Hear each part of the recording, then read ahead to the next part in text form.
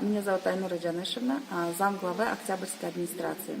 Сегодня 21 августа мы проводим процедуру консервации стационара Бишкек-Пекарни, которая расположена в 12 микрорайоне. В данный момент проводится именно опись всего инвентаря, имущества, медпрепаратов, в которых входят койки, штативы, пульсоксиметры, концентраторы кислорода. Все это мы проводим опись, будет все это опечатано и находиться здесь, в здании Бишкек-Пекарни.